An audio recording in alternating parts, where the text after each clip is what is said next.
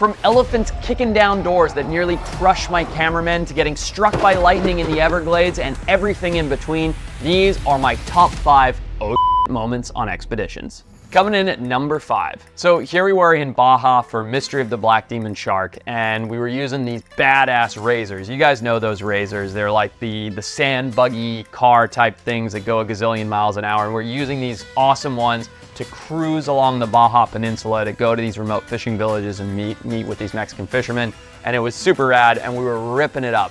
And me being me, I'm driving. I got my producer sitting shotgun next to me, and the sound guy, John Rondano, or the man behind me, and we're ripping it up. As we're doing it, heading down the beach, I'm like throwing these giant sand waves off the back tire because we're cruising through the deep sand. It's super duper fun.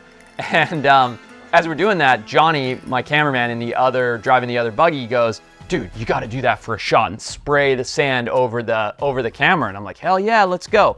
Me being me, I didn't like the look of the seatbelt, so of course I didn't have a seatbelt on. And Johnny sets up the camera, he gets out, he's like, "All right, run down the beach at full speed and turn right here." And I'm like, "You got it." So I hit the gas, we're going like full speed, probably 40, 50 miles an hour, and get to the camera and crank the wheel, and the thing just goes up. The spray is epic, and then the thing just rolls over onto its side, and I get flung out, have the ATV land on top of me. The camera guy, he goes straight into the ground with his like super expensive red camera. The sound guy stuff goes flying. The audio guy stuff goes flying. And it was a huge moment where we rolled this ATV super unexpectedly. And I actually, thank God I didn't get crushed, because I actually know a guy, Albert, who lost his leg doing something very, very similar. But I actually slid out without getting fully crushed by the ATV, and everything was okay. But I did get these pretty sweet little scars to never forget the accident by right here where the thing landed on me. We got up from the accident. Everybody was a little rattled. Our medic, Josh, came running over. He's like, "Are you guys okay? Are you guys okay?" And I don't know what the hell's wrong with my brain, but I was laughing. I thought it was funny, and got pulled out, and I was fine. We were all a little banged up, but the funniest part of the end of that was Mitch grabbing his super expensive, brand new red cinema camera, holding it up and hitting it like this, and the sand just trickling out of his hand. He was so mad at me. This is what it's like working with Forrest Galante. Did not see that one coming, so that was a pretty serious moment. So coming in at number 4. This was the time that an elephant nearly flattened our beloved camera guy, JQ. So this was insane. If you guys don't know, we did this thing in Mozambique where we conducted the largest elephant translocation in Mozambique in history. We went there in a time where the elephants and humans were in major conflict. The elephants had bullet holes in them, and they had snare wounds and all kinds of stuff. And we were tasked with capturing and saving this giant family group, 24 elephants in total, and capturing and saving them and moving them from an area outside of Maputo, Mozambique, to an area called Zanav in the north. If you want to see that, it's honestly, it's my favorite TV show we've ever made. I think it's just beautifully produced and shot, and it's so heartwarming to see these elephants get saved. So you can check that out. It's a show called Mysterious Creatures. It Comes in the Night is the episode of that one. What you don't see in that show is halfway through one of the intense captures. By the way, these captures take like an army of people, right? You've got like 35 people, 3 helicopters, multiple vets, flatbed trucks, containers, the whole thing. And during this whole thing, you're not sleeping, your adrenaline's on like level 12 out of 10, and you're just cruising. But during all of this, I forget which elephant it was, but we're loading one of the elephants on this like conveyor belt into a transport box. And in order to move the elephants in these transport boxes, you have these giant, super heavy metal doors. Now keep in mind, we're talking about containing elephants. So the metal has to be about this thick, but it has to be tall enough that when you wake up an elephant, they can stand up inside of it. So these doors are 20 feet tall, 10, 15 feet wide, and this thick pure metal. They weigh as much as an SUV, if not more. So the way these doors work is they open like this and they close together. But at the end of where they open, there's a tiny little like chain or rope that keeps them from sliding out the end of the door. And in this case, we had little links of chain, because if the door slides too far, they just come out of the hinges and fall flat. So our cameraman, JQ, is sitting there filming, and we're just getting ready to put this elephant in. So we decide to open the doors, right? So the door opens to the left, JQ's on the right, and the door goes to open on the right. two of the guys go to slide it as hard as they can because these things weigh a ton. It's like pushing a car. So you push as hard as you can. It gets momentum on the greased up roller. And JQ's sitting under there shooting this beautiful cinematic angled shot with the light flares and all that stuff. And as he's shooting it, the door gets pushed and nobody's latched that safety latch to keep the door from sliding out and falling flat. So the door slides out and you just hear like that sound of metal screeching. And this door that literally weighs tons comes falling down at JQ, literally about to flatten him like a pancake, instant death, break every bone in his body. And by some miracle, and I swear I chalk this stuff up to karma because we were there to save elephants, by some miracle, the tiny little, one of the links in the chain, in this, like the chain that holds it around, caught on the side of the door's eye, and it caught it like that, and the whole door swung instead of falling flat, and landed, like the side of the door landed about this far from JQ, and the top part got caught just long enough for JQ to move out before the door fell flat. He was literally, the margin for error was maybe that much. He was millimeters from that thing slipping. If some stars hadn't aligned and that little chain link hadn't caught that eye, he undeniably, that door would have fallen flat, flattened him instantly on the spot. That could have been the end of one of my favorite human beings in the whole world. And I was standing watching this all take place 10 feet away from the other door as though it happened in instant but also slow motion. And it was a serious moment. Coming in at number 3 was the time that we nearly lost the biggest crocodile that I've ever had the joy of catching. So here we are in Mozambique and we're targeting this giant crocodile. We have to catch him and move him. Whole thing's a crazy story, another episode of Mysterious Creatures. But what ended up happening was this big old croc, this man-eater, came into this cage door closed, and we trapped the croc. All goes fine, door closes, croc's there in the morning, neck rope goes on. I tell everybody, trust me, it's all good, this is how we do it, hold this rope, get ready, okay, open the door. We open the door, croc backs out, takes off swimming. I'm like, here we go, we're good, because it's a plenty strong rope. Everybody cranks him in, all good. Now, the croc is on shore, on the bank, tail's in the water, body's on shore.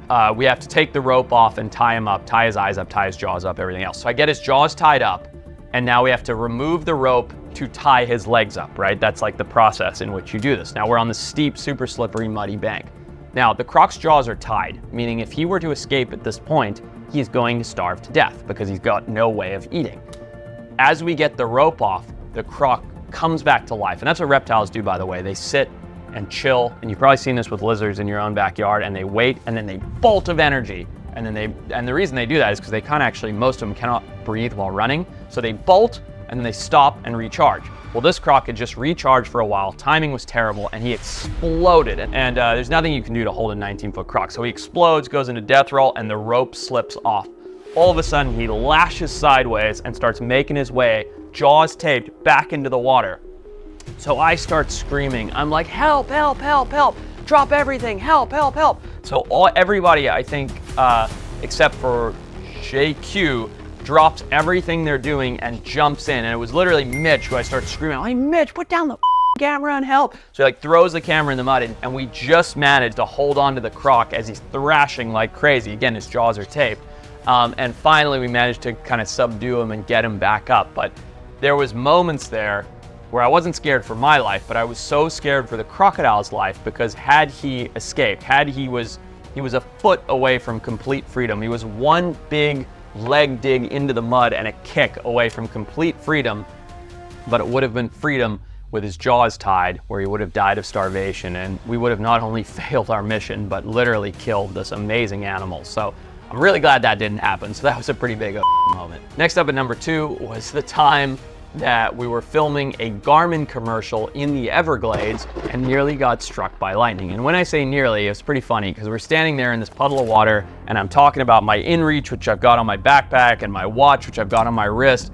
And leading up to this, Mitch and Kyle, who's sitting right in this room here, go, I don't know, man, it's a lot of lightning and thunder. I'm like, shut up, you sissies, we'll be fine. And I was so wrong, because I go marching out into the water to get this cool shot off the road to talk about my Garmin products. And as I do that, literally as I get set up, I think the guys just start rolling cameras, right? Isn't that, you just started rolling? Yeah. and they just start rolling cameras. I'm like, all right, so honest gear review time. When I'm out here in a place like this, in a remote swamp where the thunder's cracking off and there's alligators cruising around, there's a couple things that I absolutely cannot live without. One of those is a GPS. Doesn't matter where you go in the world, you should always have a GPS, and I used to carry a big, bulky handheld one, and I got hit. I felt it, yeah. I got hit. That hurt. Yeah, it just hurt. Really? Yeah. Holy Alright. I'm okay. And it's like, go, boom! And this giant bolt of lightning comes streaking down like 20 feet behind me, and it shoots, I feel it, like my whole body and legs go, ugh! And what was so crazy is the way that all the muscles tensed up, my thigh muscles, my butt muscles, my leg muscles just went like as hard as they could and then relaxed. And I like jumped out of the water, and even Mitch, who had 1 foot in the water for filming, felt it shoot up his leg. I got hit, that hurt. Sit down. Really hurt, actually. Come sit down. Yeah. I'm okay. We need to do it again. You should sit down. No, I'm fine. Oh, did you get hit? I mean, I felt it in my heart a little bit. I did. I feel it in my butt. And yeah, we were 20 feet away from a pretty major lightning strike, but thankfully nobody died. I tasted metal in my mouth for like a week, felt pretty silly for a little while, but that was a pretty wild moment. All doing stupid stuff like trying to film a Garmin commercial. And my number one to this day moment was the time that for spring break of my college year, my buddy Nick Mancuso and I and our other buddy Mike went down to the Amazon jungle to go catch anacondas and have fun for the first time ever. Long story short, amazing trip, caught huge anacondas, all kinds of snakes, everything else. But what was interesting was there were 3 of us, right? There was Mike Knorr, he is the turtle guy. In fact, he's the lead biologist, I think, on turtles in the state of North Carolina, like top tier turtle guy. Nick was the snake guy.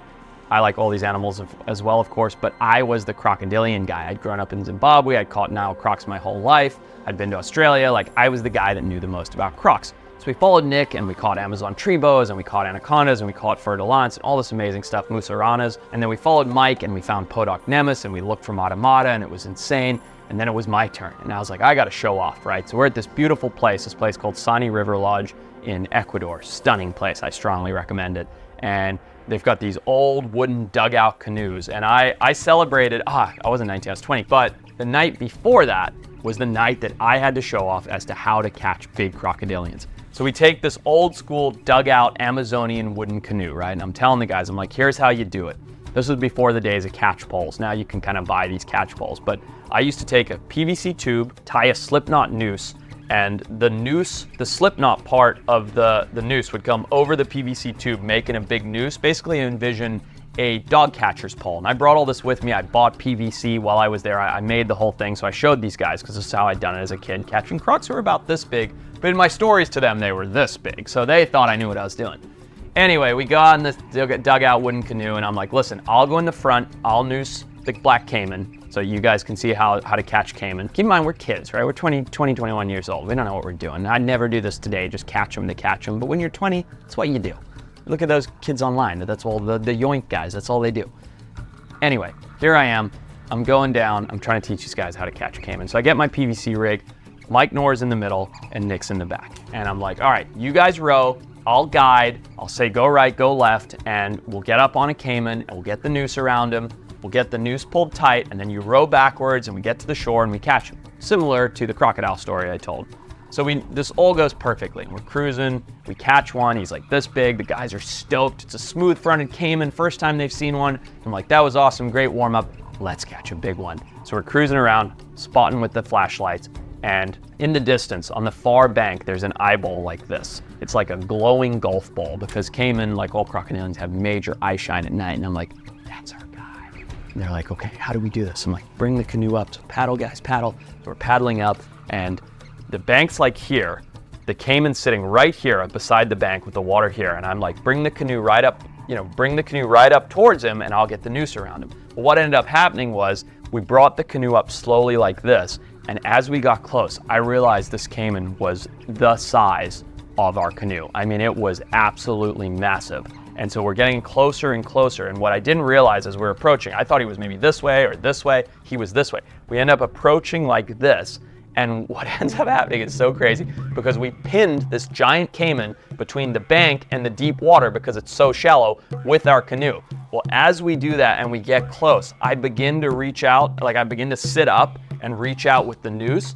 And as we do that, I realize what's happened, and the caiman starts to billow, he starts to like growl, and he just lunges at us. And it was literally like something out of the Matrix. He lunges at us, and I go sideways like this. I'm in the front of the canoe, and Nick goes back like this. But the biggest was Mike Knorr, our buddy. He grabs his arms and he goes flat like this in the canoe, and the caiman launches itself onto the wooden dugout canoe and is just snapping like this. And Mike's under it going, and this caiman's literally on top of him, snapping his jaws, and I'm like scooting back in the canoe as much as I can. And Nick, his dumb, he's taking the paddle and paddling backwards like he's gonna paddle away from the canoe. This thing is literally in our canoe snapping. The canoe starts to tip over because it's so big, and the caiman just lunges its head, misses me by literally like inches with its snapping jaws, and slides back into the water and explodes off. And it was just like, so many things could have gone wrong. Our canoe could have been flipped. Mike, if he hadn't done his Matrix move, would have been snapped in two.